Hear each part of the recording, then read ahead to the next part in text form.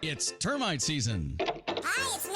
And bugs fear the blue trucks from Essential Pest Control. Go blue at Essential Pest Control. We'll eliminate those bugs, bees, and termites. And stop paying too much to that national provider. Buy local for great service and affordable rates. Call Essential Pest Control because termites fear the blue. Run for your life.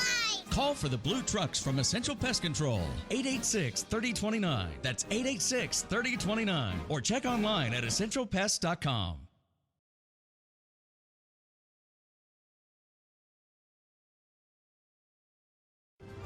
This is Eb Wilkinson with Wilkinson Wealth Management, where we manage money for gun owners. What does it mean to retire comfortably and remain comfortably retired? It means designing a plan that allows you to do the things you want to do, outpace inflation, and never run out of money in your lifetime. If you want to retire comfortably and remain comfortably retired, call me, Eb Wilkinson, at 777-1911. That's 777-1911 or WilkinsonWealthMGMT.com. I'm proud to welcome my good friends at Tucson Iron and Metal Retail to Inside Track as an advertiser. Jamie Kipper and her staff are conservation experts. They sell round and square steel tubing, metal plate and roofing materials, as well as new and used steel, aluminum, and stainless steel to ranchers, artists, interior designers, roofers, as well as you do-it-yourselfers out there. Tucson Iron and Metal Retail is open Monday through Fridays, 8 a.m. to 4:30 p.m., and Saturdays, 8 a.m. to noon. Tucson Iron and Steel Retail, 701 East 36th Street. Call 520-209-1576. That's 520-209-1576. Or go to TucsonIronRetail.com. Come by and be sure to ask for Jamie. Tucson Iron and Steel Retail. This is what conservation and repurposing is all about.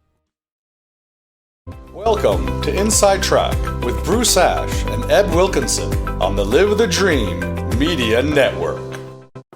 Well, howdy, everybody. Of course, I am not Bruce Ash, and he isn't Eb Wilkinson, but... Neither are you. I know. I'm Harry Alexander and Burger de France. That's me. We're the fellows from the Voices of the West podcast program. And Bruce is on medical leave for this program, so he asked us to fill in for him. And he's going to be even sicker after this show. Probably so. I don't think we'll ever get asked back, You never know. You never know. We could take over the show. You never know. Well, I hope not. I'm sorry, it's just too doggone early in the morning for that kind of, I get up early. You know what Doc Holliday once said. No, it's a sin to start anything before noon. You said that? He did say that. He was a talkative fellow. He was, wasn't he? Yeah. For a dentist. Yeah. Anywho. He not only did he do extractions, he did plugs. Indeed. Plug in. Yeah, there you go. So anyway, Bruce asked us to fill in for him. Eb is, I guess, in Virginia on NRA biz and stealth stuff, and so here we are. Yep. We're here. And what we're going to do is we're going to talk to you today about some of our favorite westerns and western programs, movies, television shows that you should take a peek at because I think you're going to find them to be real good. And you can sometimes find them on Voices of the West. Sometimes you can. Yeah, like last Saturday. See, we do a Movie Saturday program every last Saturday. This month, our Movie Saturday program is going to happen down at the Empire Ranch. We will be doing the Monty Walsh film, the very first one with Lee Marvin. Todd Roberts, our co-host on Voices of the West, his dad produced the Monty Walsh movies, and he'll be joining us down at the Empire. They're going to be showing that movie, and it of course, is free. Just good price. I can afford that. Me too. Just bring yourself a blanket or chairs or something to bring some snacks. Mm-hmm. They're going to have a little snack stand up there, popcorn and some stuff to drink, and maybe some candy bars. Just easy going, and it's always fun down there. We get a good turnout. The weather is has always cooperated. Yeah. And with this no soon that we got going, it'll probably be a flood. The non-soon. Yes. They're really worried about whatever system is off the Baja. Laurina or something like that. That's an evil name. It is, but don't count your chickens before they're hatched. Yeah, because and don't open your umbrella until it rains. see, there you go. All right, favorite westerns. I guess I'll start. You start. I'm going to start with a silent movie. A silent. Indeed. What's one? Because I absolutely love silent movies, silent westerns to be specific. I'm going to go with Bucking Broadway. Oh, yes. It's a John Ford directed film made in 1917, stars Harry Carey Sr. and a cast of others, and it is just so doggone good, so doggone funny. And fun. And fun. Yeah. The plot is that Harry loses his love of his life to some guy. A Snidely Whiplash kind of guy that's out there visiting Yeah. the West and stealing girlfriends. Yeah, and so he takes her back to New York City. New York City. So Harry is moping around in the bunkhouse, and the cowboys say, "Why don't you go on out there and win her back?" And so he does. That's what he does. Puts his hat on, puts his spurs on, straps on the 6-iron, Yep. and gets on the train. Yeah, there he does. And later on, the rest of the cowboys from the bunkhouse join him. And they must have had a cattle car because they got their horses and they ride up Broadway, right up the middle Oh, of Broadway. my God. It is just so good. You can find this movie on the YouTube and stream it for free there. I just want to add, too, on that movie at the end, they have a fight in there that it is spectacular. It's as good as anything you'd see at Marvel Comics. Sure, yeah. It starts on a New York skyscraper up on the roof garden. The Snidely guy is treating the girl badly. Harry comes up there and they start a fight. They fight all the way down to the lobby. And, of course, the cowboys show up and they get into the thing. And it is a hoot of a fight. It is really one of the fun fights. It is. Excellent movie. Highly recommended. I'll give it 5 hoofs. Okay. What you got? Well, I got to always go with this one. I think it's the greatest Western ever made, and that's The Searchers. Mm-hmm. Again, Mr. Ford, Mr. Wayne. It had a spectacular cast: Jeffrey Hunter, Vera Miles, Hank Warden, probably one of the most loved character actors among the cowboys and stuntmen out in Hollywood. And Ward Bond, Pat Wayne did his first big part. And it was funny because he stuck old Ward Bond in the tushy with his knife here, that big old knife. But I'm sure most people are familiar with it because it plays forever on TV. But the story is epic, and the ending it's probably one of the great endings that all film buffs talk about. Mm-hmm. The closing of the door. Well, that and the fact that he pays homage to Harry Carey as well, and the way he grips his arm, and that was a trademark of Carey.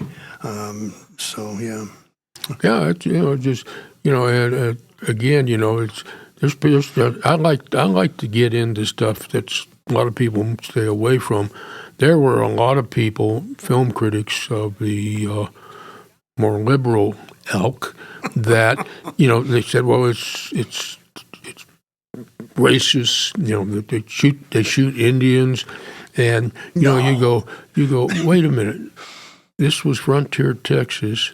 Yeah. The Texans, literally, they hated the Comanche because the Comanche would repeatedly kick their butts, and that will gall anybody. See, the problem with folks watching westerns today that were filmed back yonder is that they try and apply those things, those social mores of today to yesterday, and that dog just don't hunt. Yeah. Well, and you go back to the silence. The people go, "Oh, well, there's no sound. No sound. They move Hello, funny." it's a silent.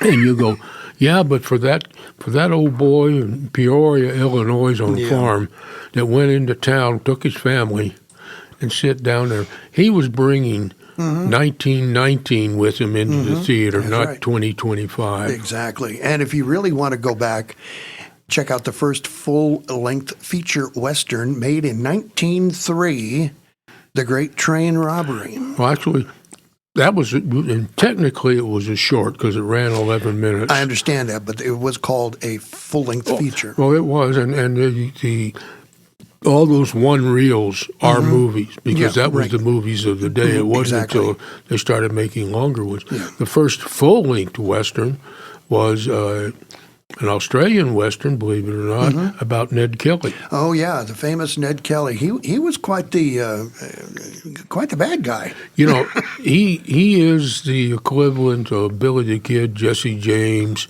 all of our great bad guys Thrown in the into movie one. up to Australia. They've done at least 5 or more Ned Kelly movies, and every one of them has been good.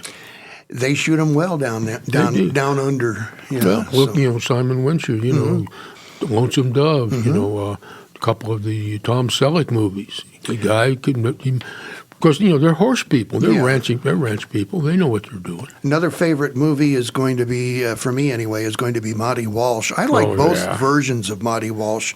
The one with Lee Marvin was the first one, and then Tom Selleck starred in the second one. Did you work on both of them? No, I only worked on the Lee Marvin one. I stood in and doubled Mitch Ryan. And got to do some writing for him and stuff like that. But it was great because when you're down there like that, when you're standing in, you're there every day. Sure. So you get to see all kinds of stuff, and then you get to participate in it. And the Lee Marvin stories are forever. The first day on the set, we're sitting there, we're on the sound stage the first day of shooting. And he comes on the set, and here's the director, here's Jack Palance, and all the cameramen, all the producers, Bobby Roberts, and all the people.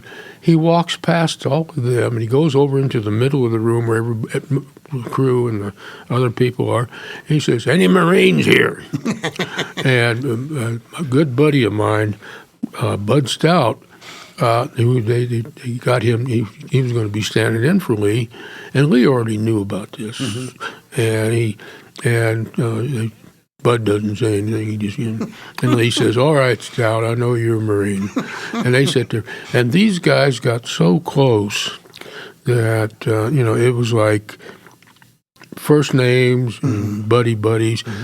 And the unique thing about Bud Stout, and again, he wouldn't tell you this, but he had been in the New Mexico National Guard in the Philippines at Corregidor, and he made the march. Oh, my. After he made the march, they put him on a boat, and they took him to Japan, and they put him in a POW camp up on the hill above Hiroshima. Oh my goodness! So he went through, through all kinds of stuff. But like a typical Marine, he took it. He took it, and he didn't talk about it. He didn't complain or anything. And but these two guys, they were just amazing to be around them. The movie Monty Walsh, both editions, are essentially end of the West stories, and you'll see some motor cars mixed in there, but only in the Tom Selleck one. Yeah. But the point of the matter is, the ranches are being bought up by interests outside of the West, usually from Europe or somewhere back east. The English boys. Yeah, and they're taking the ranches and they're putting the cowboys out of work. And so, what's a cowboy to do? Yeah. Well, it's interesting too because what was happening was, most of these people were moneyed people because they could do this, but they were also mostly English nobility, and these were like second and third sons that had no inheritance. So they were remittance babies. They sent them out west to build their own little empires, and what would happen is they would buy the ranch, lay everybody off except the owner. If he wanted to stay on, he would stay on as foreman, a working man. And that's the only way they could run their ranches because these guys some of them became ranchers, but For the most part, they were Brits playing cowboys. And they were quite surprised when they found they couldn't run the ranch themselves. No. And they wanted those cowboys back, and the cowboys told them to go pound sand. Yeah. Well, again, we did a show a while back on the Johnson County War, which is a perfect, it's a great piece of history, which I recommend everybody delve into. Read the books. The movies are fine, but the books are better because they give you the true story. Although there is a book called Too Long at the Dance that a guy named Michael, I think he's another Blake, wrote. And this book, it's on my shelf because it's one of those books that you keep forever. And it is the story of cowboying, really, because the old cowboy, the prime cowboy, he's a cowboy, but he also plays the fiddle. So he's popular in dances and stuff. And so throughout the book, there are verses of song, some cowboy poetry, but he ends up in Montana. He ends up down in Mexico cowboying, which is the way those two cowboys were. And at one point, he's also involved with probably would have been the establishment of the first dude ranch. But then he gets into the Wyoming country and what happens with the Johnson County War and the accounting of the war through the story. I don't think you can get any closer in fiction. That happened up in Wyoming, is that correct? Yes. All right, this is the Inside Track program. Harry Alexander and Booker DeFrance in for Bruce Ash and Eb Wilkinson. And we're just having a ball here talking about Westerns because that's what we do on our program, Voices of the West. And you can catch us every Saturday afternoon, 4 p.m. Mountain Standard Time at voicesofthewest.net. And that's all we know is Westerns. That's all we know is we know some other things, but they don't let us talk about that. It's smart. It's probably smart, I'm guessing. So, do we need to go to the commercials now, Shay, or should we? Okay, we'll go to the commercials now. We'll be back with much more of Inside Track after these very important messages. Don't run away. You're listening to Inside Track with Bruce Ash on the Live the Dream Media Network. Now a word from our sponsor. It's termite season. Hi, it's me. And bugs fear the blue trucks from Essential Pest Control. Go blue at Essential Pest Control. We'll eliminate those bugs, bees, and termites. And stop paying too much to that national provider. Buy local for great service and affordable rates. Call Essential Pest Control because termites fear the blue. Run for your life. Call for the blue trucks from Essential Pest Control. 886-3029. That's 886-3029. Or check online at essentialpest.com.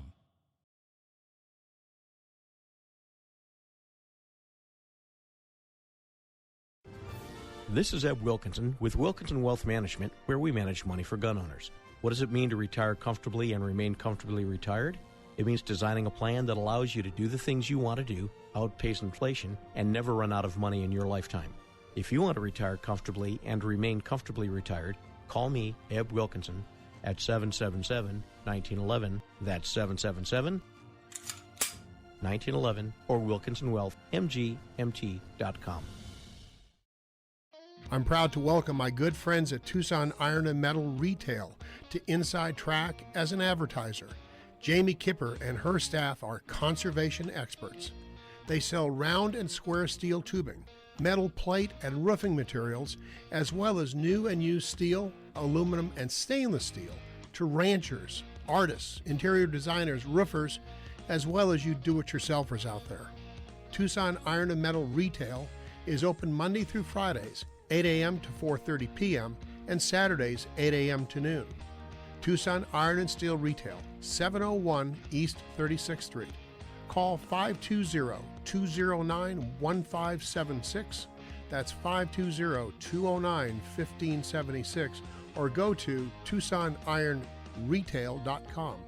Come by and be sure to ask for Jamie. Tucson Iron and Steel Retail. This is what conservation and repurposing is all about. Welcome back to Inside Track with Bruce Ash on the Live the Dream Media Network. Now back to our show. By golly, we are back here on Inside Track. Harry Alexander, Bunker de France. We're sitting in for Bruce Ash. He's on medical leave. Eb Wilkinson's on NRA biz, someplace in back east in Virginia. Loading ammunition. You're probably loading ammunition. But anyway, we're having a ball here, and we hope you'll support the great sponsors who help Eb and Bruce pay for the man here at Live the Dream Media. That's Eb's great company, Wilkinson Wealth Management. He helps Bruce's family, and he can also help yours. Also, Eric Rudin at Essential Pest. His team of professionals protects all manner of pests, vermin, and weeds. Jamie Kippur from Tucson Iron and Metal Retail, and Bruce's family, 3-generation company, Paul Ash Commercial Real Estate. When you call on any of the Inside Track supporters, please let them know that you found out about their business right here from us on Inside Track. Bunker and I are talking about favorite Westerns and ones that we think you will enjoy if you take the time to enjoy. I'm going to switch over to television programs because a lot of folks may not understand or deal with movies. But television, just about everybody knows about television. Even the movies are on television. See, there you go. I think perhaps one of the better, and I'm not going to say best because we always get into an argument about that, but a favorite. It better be the one I think you're going to say. There's two of them. Oh.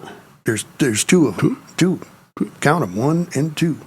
The first one would be Gunsmoke. I love Gunsmoke. I know you do. And, what a groundbreaking program that was. 20 years. In 1955 when it came out. And if you watch them season by season, you'll note something. Miss Kitty does not have a beauty mark in that first season of Gunsmoke. She didn't make enough money to buy one. Must have been. But there it is on season 2. Yeah, well, you know how them beauty marks are. I know, but see, it was on order coming back from the east. Anyway, the writing on Gunsmoke, the early days was most excellent. John Melton. John Weston as well, or is it Meston? Meston. And great direction, great guest stars. I mean, and there goes the Ricochet, and it's just good stuff. The second one would be High Chaparral. Now you're talking. And I say that because this guy was in 52 episodes of the High Chaparral, and he was in a Gunsmoke or two as well. Yes, indeed. Yep.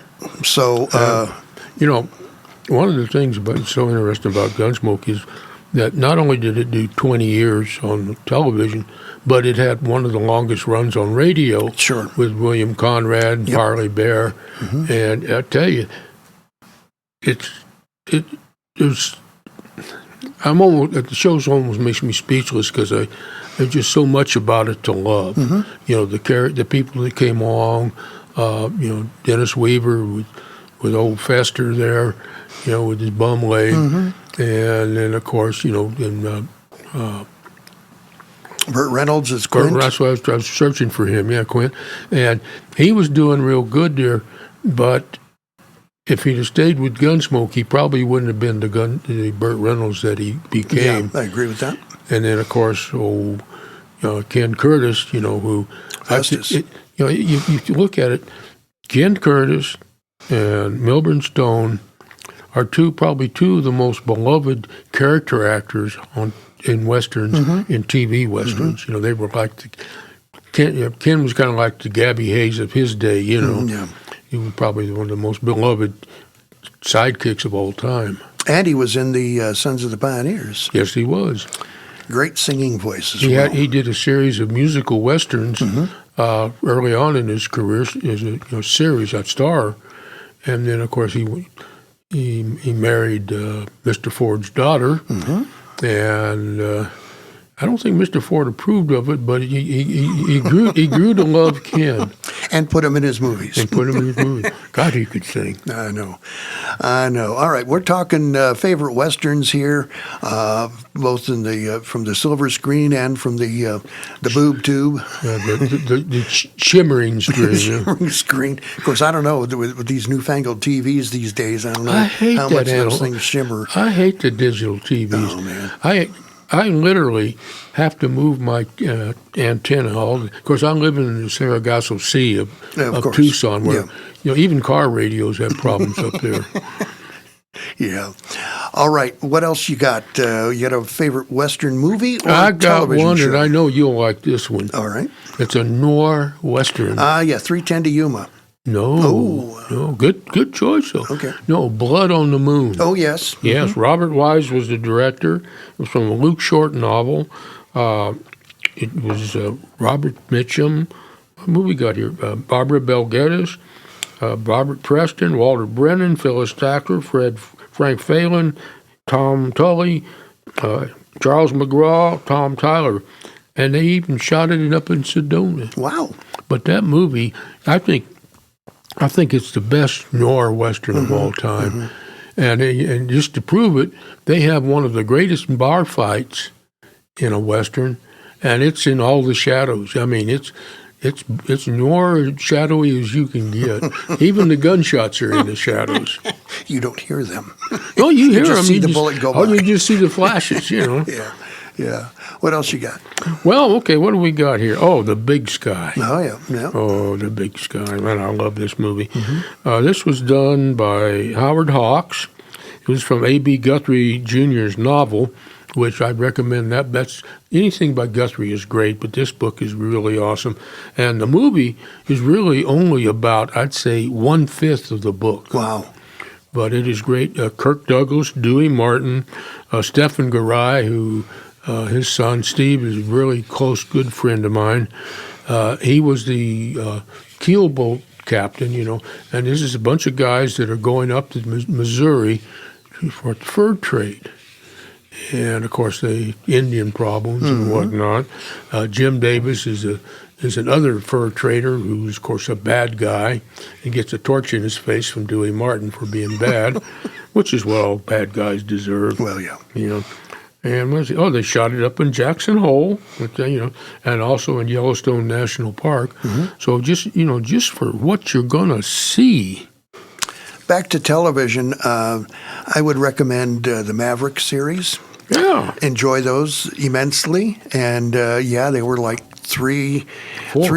four different Mavericks. In fact, I saw one yesterday. This must have been after Garner just left the show because I couldn't remember the guy who replaced him. Yeah, he just shot that here in Tucson. Colbert, I think was the last name.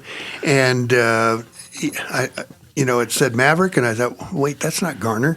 Yeah. And nor was it Jack Kelly. But anyway. Garner came in for the pilot episode Yeah. and introduced the character and then had to go gamble somewhere. Yeah. But the movie, movie was fun. That was a good movie indeed. Mel Gibson in it. Garner again. Yep.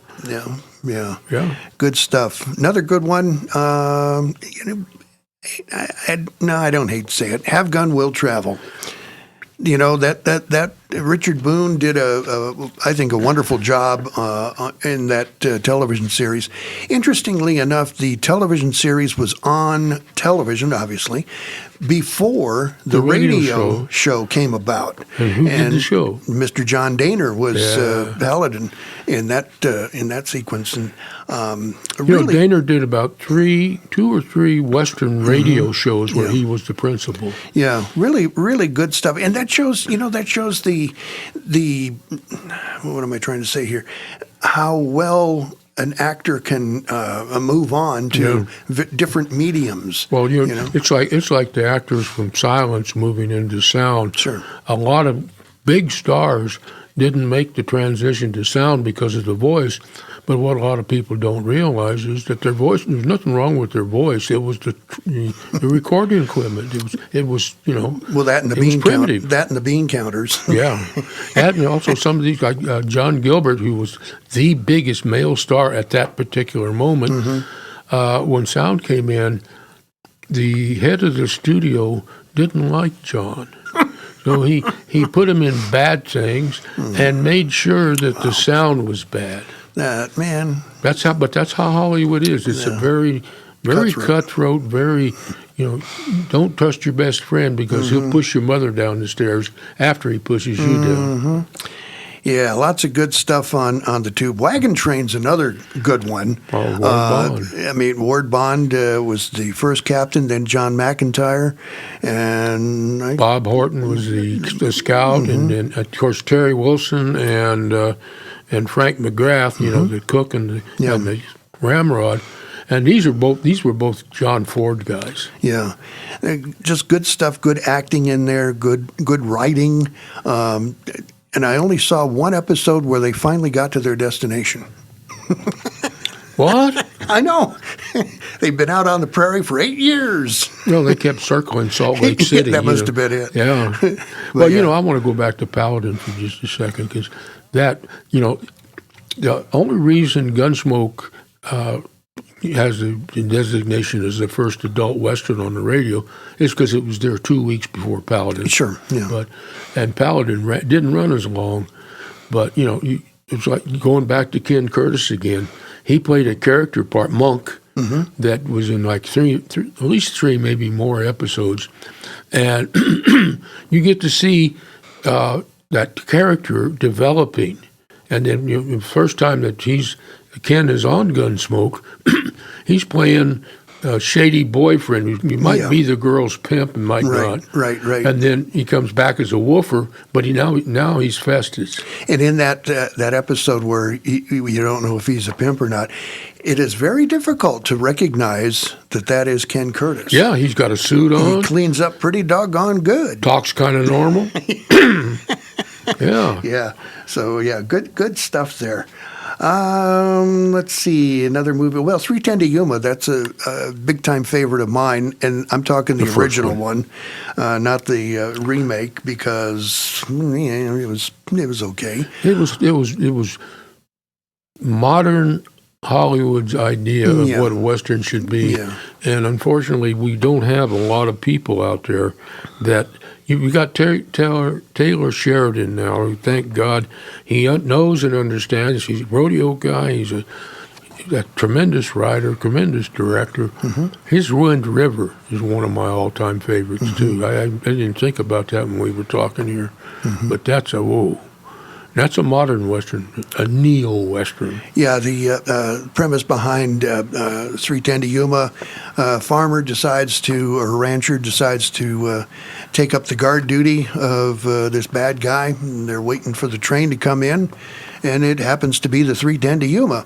And it's a psychological type of movie. The book was excellent as well, written by Elmore Leonard, and really, really, really good stuff. Richard Jacob, wow, he's so good, big time. So, got another movie or a TV show? Yes, I do. I got it. This is what I think maybe my favorite Joel McCrea. And Joel McCrea.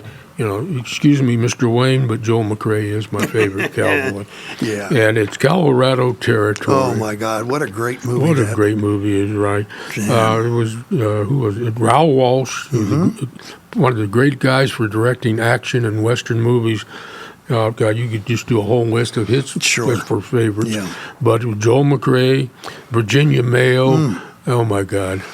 She to me is the number one female woman hottie cowgirl Western female star. Of the 1950s. Even today. I'm sorry, I got to go with the lovely Jennifer Holt. Yeah, but that's lust, Terry. I'm talking about love. No, you're true. That's different. You got to differentiate. Okay. But the story in this thing, and I'm trying to see if I can. Isn't that the one where a kid gets off the train and he's not supposed to get off the train? That's Cattle Drive. Okay, then another good Joel McCrea movie. All of his movies are great, but in this one, he is been in prison and he gets broken out, and he it's kind of like a Western mafia in the sense there's this old guy that has been setting up these guys, kind of like a Butch Cassidy thing, but an old man that's a mastermind, and he gets him out of prison, and of course he dies. But heading west, Henry Hall is there with his beautiful daughter, and they're on the stage together, and outlaws attack the stage, and he defends the stage, and he's like a hero, right? And they get into town, and the sheriff comes up, and and he's kind of nervous because there's a picture of him on the wall right next to him. He's like standing next to him, but anyhow, it goes off. He goes up to this old abandoned Mexican town, and that's where the gang has been brought together for this big job. It's a train robbery. They do it, but then things start falling apart. The posse's after them, and they're up around Gallup, and the posse they get him cornered up in this Indian ruins. And Virginia Mail, but it's a love story. It's kind of like Duel in the Sun in that sense. It's just a tremendous movie, black and white, beautiful black and white. There's something about black and white. I love color, but You can't show shadows in a color movie like you can in a black and white. No, and it just doesn't work. And just like this is like Ansel Adams type of photography. The cameraman on that, I don't even know if I have his name here. I don't here. But yeah, you just woof. Good stuff. Good stuff. While you were talking, I was trying to think of another movie that. Along those lines, we have talked many times about how many Billy the Kid movies there have been, and I mean tons of them, and tons of books about Mr. the Kid and so forth. But I think, and I know Bunker's going to agree with this, that perhaps the best Billy the Kid movie was Billy the Kid starring Johnny Mac Brown, done in 1940. The first sound, Billy the Kid. Yeah, and I think Mac Brown does a great job of the kind of character that we envision Billy the Kid might have been. I grew up in Lincoln County. Every kid over there grew up knowing the Billy the Kid story, and they never really bring across how much the Mexican community embraced him. He was welcome at all the dances. He was he wasn't a psychopath or like Paul Newman did him in Left-Handed Gun. He was just a young guy that kept running into trouble. Yeah. Pretty much. So, some people have that kind of capacity. I know. I used to. And he stole a few cows and he stole a few horses. But some of Mr. Chisholm, one of the most respected men in New Mexico history, he certainly probably did. ran a long iron a couple of times. Yeah, no doubt. No doubt. Good stuff there. And, one of the people that was he wasn't really a technical advisor, but he was there giving advice, was William S. Hart. And he actually, the gun that Johnny uses in that was a gun that Hart brought to him, which was one of Billy the Kid's guns. Wow. Yeah. Wow. And I can't even imagine that. Did I ever show you the picture of Brown doing the Cooper mount? No. Oh, there's a picture. There's William S. Hart down on the ground, and he's practicing down on the ground, and he's giving him the finger, moving up. And here's Johnny Mac Brown doing a perfectly beautiful Cooper. I mean, that's the kind of stuff, Kind of like your dismount in Gunsmoke. That's a love story, yeah. Oh man, that's my favorite moment, just because I can go see. Yeah, I can do that. Yeah, can you? Yeah, exactly. Exactly. Harry Alexander, Bunker de France. We're the guys from the Voices of the West program, voicesofthewest.net, and we're sitting in for Bruce and Eb. Bruce is on medical leave. Eb is in Virginia, I guess, doing stuff and having fun. Having fun. And so they asked us to come in here and totally destroy the program. So here we are. I don't wish Bruce bad, but I hope he's still under anesthesia and not listening to the show. Yeah, he'll catch it later, and then we'll hear. the phone will go ringing off the hook, I'm sure. I'm putting my phone on stun. There you go. We have a few more items or a few more minutes left here in the program, and where do you want to go? I want to mention two Western TV Westerns. I wasn't going to talk about them, but Dick Powell's Zangri Theater is. It should you can run those today. He had the top Hollywood talent, the top writers, the top actors, some of the best. In a half hour, he told some of the greatest stories, and he did a whole fistful of them himself. And the other, which is another anthology, Dead Man's Gun. Oh yeah, Henry Winkler. Henry Winkler produced it, did yeah. two of them. Yeah. But talk about a Twilight Zone Western. That was just it was brilliant, and it was fun to watch, and you never knew what you were going to see. Yeah, the basis behind that series was there's this gun that causes people to act strange, if you will, and usually to kill somebody, or get killed. The gun is disposed of at some point just before the end of the program, and some hapless guy picks it up and says, "Hey, look at this." Oh, good idea. Either somebody's taking it off of somebody's dead body, or they're finding where somebody buried it because they wanted this cursed gun to not kill any more people. Yeah. And somewhere out there today is that gun. All you folks out there watching the show, listening, get your little fork out, get your spade out, get a shovel, start digging, because it's out there, and you can't miss with this gun. Yep, that's right. Yeah. Let's move up to some modern Westerns. And by modern, I mean within the last 10 years or so. We have a very favorite director, and he's become a good friend of the show, Travis Mills. Oh, yeah. And Travis came to fame during the pandemic. He produced 12 Westerns in 12 months. All good. And all of them are most exceptional, great stories. Travis wrote most of them, sometimes on the fly, and operated the cameras. He was a sound man. Did stunts. He did it all, and he and John Mars.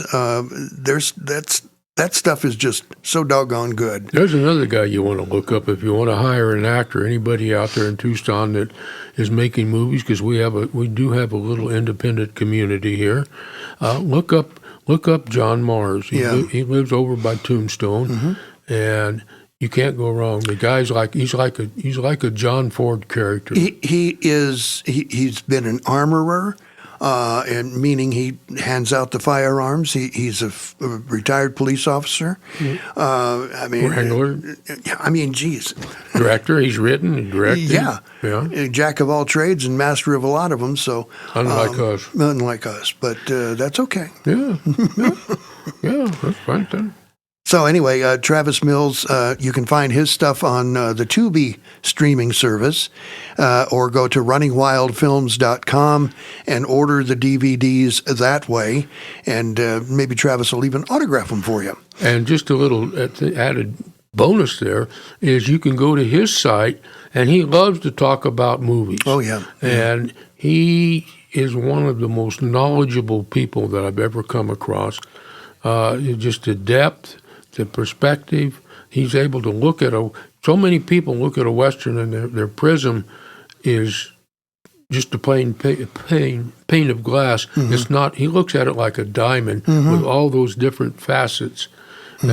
He's writing about Western. He writes about everything, but he's done a lot of horror movies too. Yeah, I'm the horror genre is not for me, but my wife loves them. He went over to I think it was Ireland and worked on a series over there, kind of the barbarian type thing, which is not that far from Westerns. It's just swords and bashing each other. Well, he's the guy who can grow a beard in 10 minutes. Oh, God.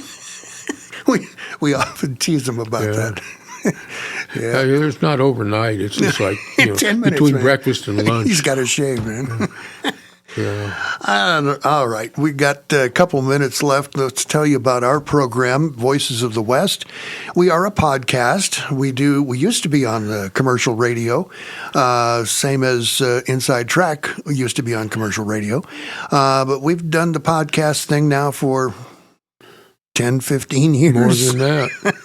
And Actually, no, because the first one I did was in 2013. And it had been on for a couple of years before that. Yeah. Anyway, Emil Franzi developed the program and student of the Western genre. And we just enjoy talking about the West. We do a live stream on every Saturday at 4 p.m. And you can listen to it live at voicesofthewest.net. And if you don't want to listen to it live, well, your loss. But you can listen to it dead. No, not dead, but you can listen to it on Spotify, that's Amazon. Right. We're all over the place. All over the place. Wherever you get your podcasts. And so... in fact, this is something I didn't realize, but when you go to some of the other sites and you scroll down, when you hit the bottom of the scroll, if you punch that one up, then you can scroll down another 20, 30 of them, and I've gone back almost to 2013 finding shows. Yeah, and the important thing I think about this program is that it won a Spur, not the Spur, Lariat. Lariat Award from the Western Writers of America. And I know Franzi was just so doggone proud about that. He should be, yeah. That's not an easy, and that's the equivalent of the Academy Awards for Western writers. And again, if you want to look something up interesting, look up Western writers, and look up some of these writers that are members. I'm a member, and I'll tell you what, these guys, they can write. And if you love nonfiction of the West, this is a good source because most of them do nonfiction and fiction. The editor, they have a magazine called Roundup, and the editor is a fellow named Johnny Boggs, and he's won the Spur Award 10 times, which is way more than anybody else. In fact, while we were doing the show, he finished 2 novels. He must be good, huh? Oh, yeah, God. And smart and funny and good. Yeah. Good guy. All right, I guess I see that it is 10 a.m., That means we're dead, right? I think that means that we're supposed to get on out of here. Is that right, Shay? I don't hear her. Or maybe we're maybe they left. Oh, maybe they left, or maybe we. Okay, yeah, it's time for us to go. Oh. Anyway, Harry Alexander, Bunker de France. We had a blast subbing in for Bruce and Ebb on Inside Track. Hope you enjoyed it. Hope you tune into our program. And 78. There you go. 79. Adios, Bruce and Ebb, and get better and get back. There you go. So long, everyone. You're listening to Inside Track with Bruce Ash on the Live the Dream Media Network. Now a word from our sponsor. It's termite season. Hi, it's me. And bugs fear the blue trucks from Essential Pest Control. Go blue at Essential Pest Control. We'll eliminate those bugs, bees, and termites. And stop paying too much to that national provider. Buy local for great service and affordable rates. Call Essential Pest Control because termites fear the blue. Run for your life. Call for the blue trucks from Essential Pest Control. 886-3029. That's 886-3029. Or check online at essentialpest.com.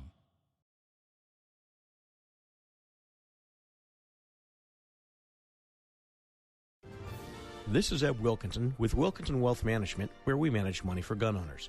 What does it mean to retire comfortably and remain comfortably retired? It means designing a plan that allows you to do the things you want to do, outpace inflation, and never run out of money in your lifetime. If you want to retire comfortably and remain comfortably retired, call me, Ed Wilkinson, at 777-1911. That's 777-1911 or WilkinsonWealthMGMT.com. I'm proud to welcome my good friends at Tucson Iron and Metal Retail to Inside Track as an advertiser. Jamie Kipper and her staff are conservation experts. They sell round and square steel tubing, metal plate and roofing materials, as well as new and used steel, aluminum, and stainless steel to ranchers, artists, interior designers, roofers, as well as you do-it-yourselfers out there. Tucson Iron and Metal Retail is open Monday through Fridays, 8 a.m. to 4:30 p.m., and Saturdays, 8 a.m. to noon. Tucson Iron and Steel Retail, 701 East 36th Street. Call 520-209-1576. That's 520-209-1576, or go to TucsonIronRetail.com. Come by and be sure to ask for Jamie. Tucson Iron and Steel Retail. This is what conservation and repurposing is all about.